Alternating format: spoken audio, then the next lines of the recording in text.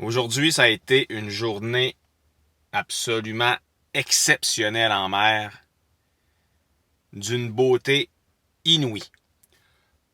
Bon, sous l'eau tout d'abord, on a vraiment vu des beaux animaux, des beaux poissons. Bon, la faune habituelle de la Côte-Nord, quoi, là, rien. Sous l'eau, là, on n'a pas vu aujourd'hui là, des choses qui sortent de l'ordinaire. C'est pacté de vie, mais la vie que je suis habitué de voir. Hein? Les anémones plumeuses, les anémones rouges du Nord, les concombres de mer. On a vu nudibranche, stiché arctique, un petit poisson à peu près ça de l'ombre que j'adore. C'est un petit poisson ultra sympathique avec des super belles couleurs qu'on voit super facilement. C'est un poisson qui nous rend la vie heureuse sous l'eau. On a vu aussi, hémitriptère. Puis quand on descendait autour des 30 mètres de profondeur, ben là, tu avais les crabes des neiges qui étaient en reproduction, là, les gros mâles avec les petites femelles. Donc, vraiment des belles choses sous l'eau. Mais quand on est remonté à la surface, parce que à la fin de la deuxième plongée, parce que quand j'amène des gens en mer, on plonge 2 fois. Et à la fin de la deuxième plongée, alors que j'étais en train d'aider les plongeurs à rembarquer dans le Zodiac, j'ai vu, grâce à une mer d'huile, une queue de baleine à bosse qui plongeait au loin. Fait que on s'est dépêché de tout rapatrier, le matériel de plongée dans le Zodiac, de s'installer, puis de se diriger dans le secteur où j'avais vu les baleines à bosse. Puis là, on s'est installé là et on a retrouvé les baleines à bosse et on a profité d'un spectacle ahurissant qu'on n'a pas tant de chance que ça de voir dans une vie. Hein, moi, c'était seulement la 3e fois que je voyais ça dans les eaux du Saint-Laurent. Puis, j'ai quand même, je sais pas, je dois avoir, dans les eaux de Bécomo ici, là, j'ai plus que 1000 plongées de fait dans ces eaux-là. Ça veut dire que j'ai à peu près 500-600 sorties, là. Parce que, comme je disais, je fais 2 plongées par jour. Donc, si on fait une règle mathématique assez simple, ça veut dire que j'ai sorti 500-600 fois sur ces eaux-là dans les dernières années. Et j'ai vu ça 3 fois, des baleines à bosse qui se mettent à breacher à côté du Zodiac. Breacher, qu'est-ce que ça veut dire? C'est que les baleines se mettent à sauter complètement hors de l'eau. Les scientifiques savent pas trop pourquoi les animaux font ça, hein, parce que c'est quand même une bonne dépense d'énergie de se donner suffisamment d'élan puis pour être capable de sortir un corps d'à peu près 30 tonnes de l'eau pour faire un splash finalement. T'sais, il doit avoir, les scientifiques disent, il doit avoir une raison pour cette dépense énergétique-là. Fait que certains disaient que c'était une façon de communiquer, parce que quand les baleines retombent à l'eau, ça te fait tout qu'un splash, ça fait un bruit, là, le contexte environnement vibre sous l'effet de l'impact puissant entre le corps du mastodonte et l'eau salée du Saint-Laurent. Fait que ça doit se faire entendre très loin dans l'eau, hein, les vibrations puis tout ça. Fait que certains pensent que ça serait peut-être un moyen de communiquer. D'autres prétendent que c'est plutôt parce qu'il y a des parasites de coller ces baleines, puis là, ils sautent pour enlever les parasites. Et finalement, certains scientifiques, avec lesquels j'abonde, hein, moi je pense que c'est ça la vraie raison, eux, ils disent que les baleines, c'est des animaux quand même à l'intelligence supérieure parmi le règne animal, et que dans leur comportement, ils ont développé aussi le jeu. Fait que finalement, ces sauts-là, ça serait simplement une façon pour elles, les baleines, de jouer. Et je suis pas mal d'accord parce que moi, les 3 fois que j'ai vu des rorquals à bosse breacher, c'était toujours un duo qui commençait un peu à se bousculer en dessous de l'eau. Puis là, c'est ce qui est arrivé, aujourd'hui. Hein, on a vu les 2 baleines là, entrer en contact l'une avec l'autre. Puis à un moment donné, les 2 se sont mis à sauter. J'ai toujours vu les duos sauter. Fait que on dirait vraiment que les deux individus jouent ensemble. Et c'est tellement gros, énorme, ça lève, tu sais, On est sur un lac, puis on est tout impressionné quand on voit des belles truites sauter. Imaginez un animal qui mesure à peu près 15 mètres et qui pèse 30 tonnes qui saute à côté de votre bateau.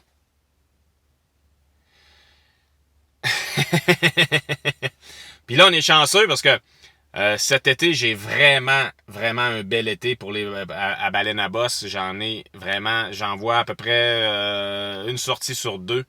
Aujourd'hui, il y en avait vraiment plusieurs. On en a vu, moi j'évalue qu'on en a vu entre 7 et 10 individus différents sur mes sites de plongée.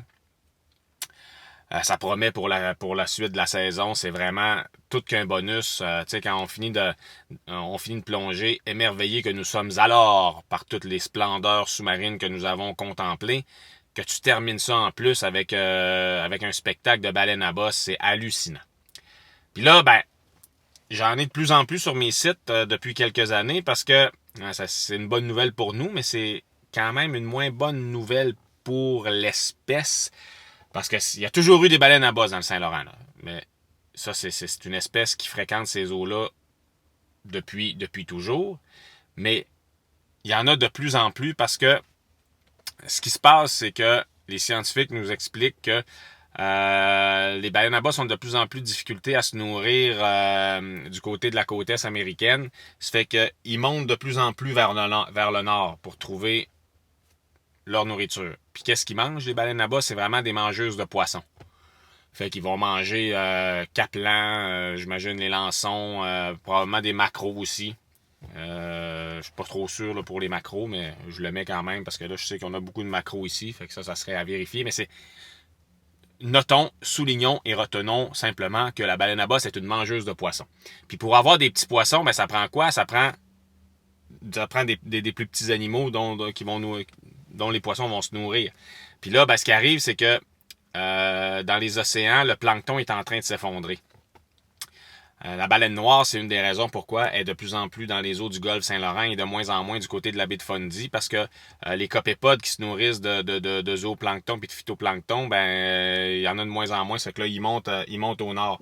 Puis les baleines à bosse, ben c'est la même chose, ils viennent dans le Saint-Laurent, parce que même si on a subi dans le golfe Saint-Laurent des chutes des masses planctoniques de 30% environ, la ressource se maintient quand même suffisamment pour les nourrir encore adéquatement.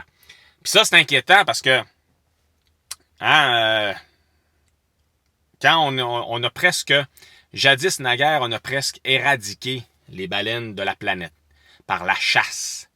On les chassait au 19e siècle avec un simple harpon, puis après ça, ben il y a eu l'invention du canon, c'est un harpon finalement avec une tête explosive. Fait que là, l'efficacité de la chasse s'est décuplée, puis là, on en a tué de plus en plus. Puis à un point tel que des baleines à bosse, quand on a arrêté, on a interdit la chasse, le moratoire c'est dans les années 80. Quand on a interdit la chasse à cette espèce-là, il en restait à peu près 20 000 sur le globe entier. Aujourd'hui, là c'est difficile d'évaluer exactement avec précision le nombre de ces animaux-là sur la planète actuellement, mais les biologistes marins évaluent qu'il y en aurait 35 à 40 000. Mais ça, c'est sur l'ensemble de la planète. La baleine à bosse, c'est une espèce qu'on peut voir autant dans le Pacifique, autant dans l'Atlantique. Il y en a dans l'océan Indien, il y en a un peu partout. Alors, 35 à 40 000, c'est pas beaucoup sur une planète au complet. Mais les eaux du Saint-Laurent, nous, on est chanceux, étant donné que ce sont des eaux ultra riches, mais on en attire quand même beaucoup ici. Tout ça pour dire que quand on est en train de toutes les massacrer en se disant, puis en plus, la logique de la chasse, de la chasse baleinière, c'était la ressource est là, on pense pas de manière durable, on va toutes les tuer, on va faire de l'huile, on va emmagasiner l'argent, puis après ça, on passera un autre appel, on fera d'autres choses. L'industrie ça sera terminé, puis on se trouvera un autre plan pour faire de l'argent. Donc, ils n'ont jamais pensé, c'est surtout avec la baleine bleue, là, c'était vraiment, les baleiniers descendaient dans les eaux de l'Antarctique, puis leur but, c'était vraiment de toutes les tuer, puis après ça, une fois que c'est fait, on n'aura plus besoin de payer autant d'essence pour se rendre là, il n'y en aura plus, l'argent va être ramassé. Fait que, pour les baleines à bosse, ben c'est ça, tu sais, c'est des avoirs chassés autant, ben là, tu sais, t'as juste à arrêter. T'sais, si t'arrêtes de les chasser, ça va se redresser. Ça se redresse lentement, mais au moins, la solution est pas dure à imaginer. Arrête de les tuer si tu veux qu'il en reste. Hein?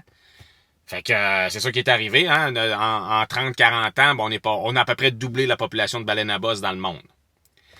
Avec les problèmes dont je vous ai parlé précédemment, c'est-à-dire liés à l'alimentation des cétacés, c'est-à-dire chute des masses planctoniques, ben là, la solution est vraiment plus difficile à trouver parce que là, c'est lié à nos comportements humains. Hein, tout ça est lié au bouleversement climatique, à l'émission de CO2 dans l'atmosphère, qui, au contact de l'eau salée, se transforme en acide carbonique. Puis là, ça acidifie l'eau.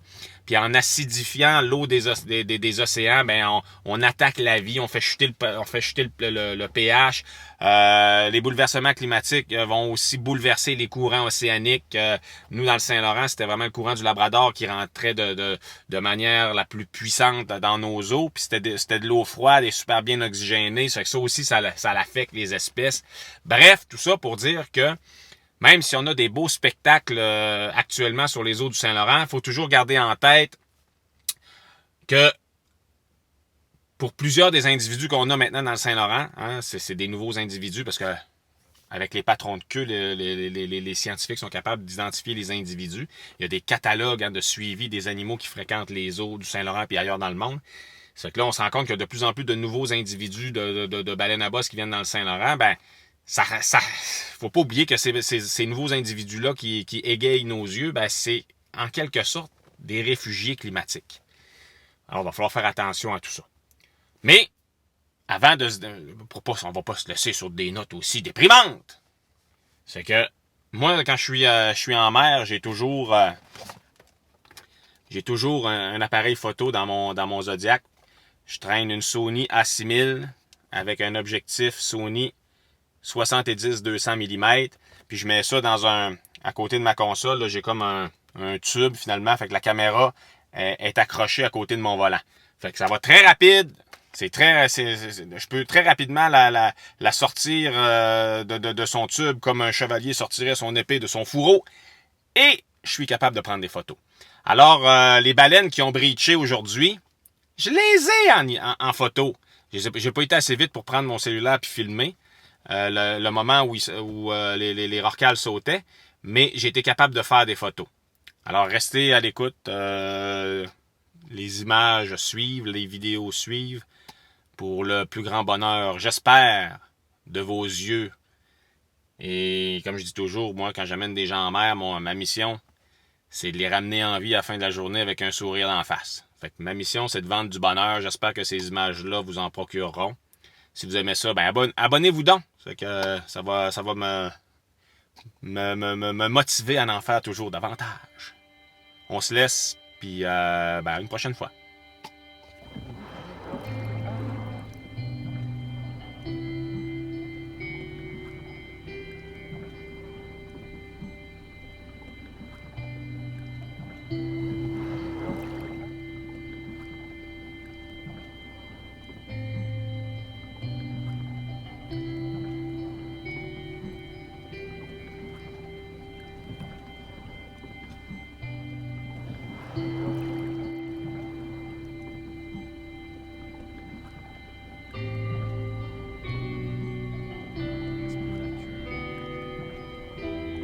Regarde, juste les nageoires, le slap fini.